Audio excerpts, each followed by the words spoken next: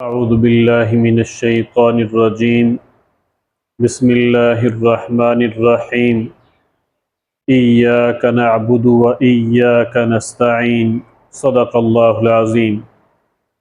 ایاک نعبد، اے اللہ ہم تیری ہی عبادت کرتے ہیں، و ایاک نستعین اور تجھ ہی سے مدد مانگتے ہیں۔ آج کے درس میں اس آیت مبارکہ کے ماقبل سے دو خوبصورت ربط اور مختصر تفسیر عرض کی جائے گی۔ سورۃ الفاتحہ کی پہلی 3 آیات میں اللہ تعالیٰ کی ذات کا تعارف کرایا گیا ہے۔ اب اس آیت مبارکہ میں اللہ تعالیٰ کی ذات کے حقوق کا بیان ہے۔ اب اللہ تعالیٰ کا حق کیا ہے؟ بخاری و مسلم میں ہے، عن معاذ بن جبل رضی اللہ تعالی عنہ قال كنت ردف النبی صلی اللہ علیہ وسلم علی حمار۔ حضرت معاذ بن جبل رضی اللہ عنہ فرماتے ہیں کہ میں نبی کریم صلی اللہ علیہ وآلہ وسلم کے ساتھ گدھے پر سوار تھا۔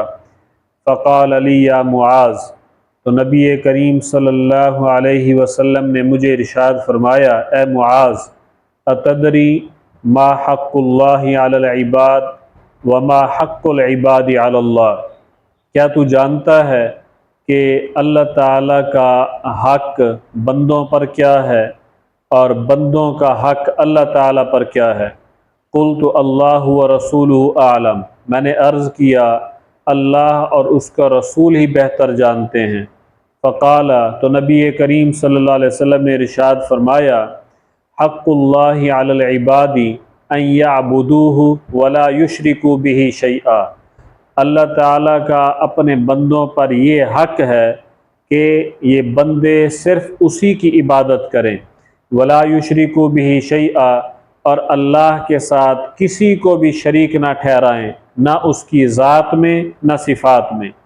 وحق العباد علی اللہ، اور بندوں کا اللہ تعالیٰ پر حق یہ ہے، اللہ یعذب من لا یشرک بہ شیئا، کہ اللہ تعالیٰ اس بندے کو عذاب میں مبتلا نہ کرے جو اللہ تعالیٰ کے ساتھ شرک نہ کرے۔ تو اللہ تعالیٰ کے حق کا بیان ہے۔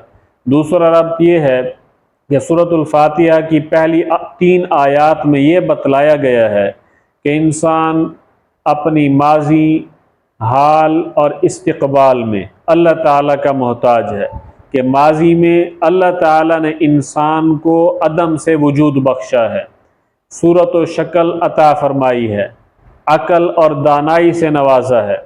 حال میں انسان جسمانی پرورش اور روحانی تربیت میں جاری و ساری ہے اللہ تعالیٰ کی طرف سے، کیونکہ اللہ تعالیٰ رب العالمین ہیں، رحمان اور رحیم ہیں۔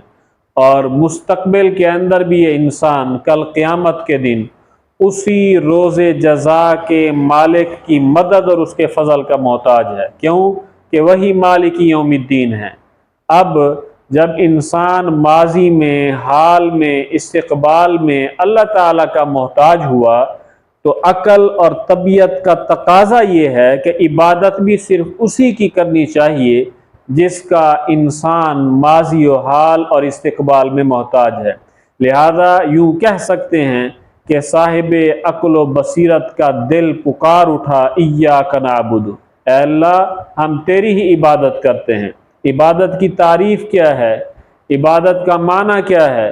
مفسرین لکھتے ہیں، غایت الذل مع غایت الحب، انتہا درجے کی محبت کے پیش نظر انتہا درجے کی عاجزی اور ذلت کو اختیار کرنا عبادت کہلاتا ہے۔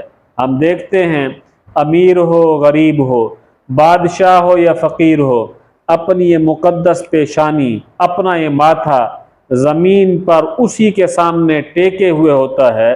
یہ وہ عاجزی کا منظر ہے کہ انسان کے لیے اس کے سوا اس قسم کی عاجزی اختیار کرنا جائز نہیں ہے۔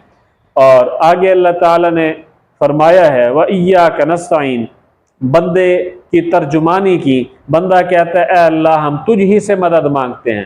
مدد کن کاموں کے اندر مانگنی ہے؟ کام کا ذکر نہیں کیا۔ جمہور مفسرین لکھتے ہیں کہ اے اللہ تیری عبادت میں، ہر دینی اور دنیاوی کام میں، ہر مقصد کے اندر ہم تجھ ہی سے مدد مانگتے ہیں، جیسا کہ نبی کریم صلی اللہ علیہ وآلہ وسلم نے ارشاد فرمایا اذا استعنت فاستعن باللہ، جب تو مدد مانگ تو صرف اللہ سے مانگ، عبادت صرف ایک اللہ کی، مدد صرف ایک اللہ سے۔ دعا ہے اللہ تعالی ہمیں عمل کی توفیق نصیب فرمائے۔ وما علینا الا البلاغ المبین۔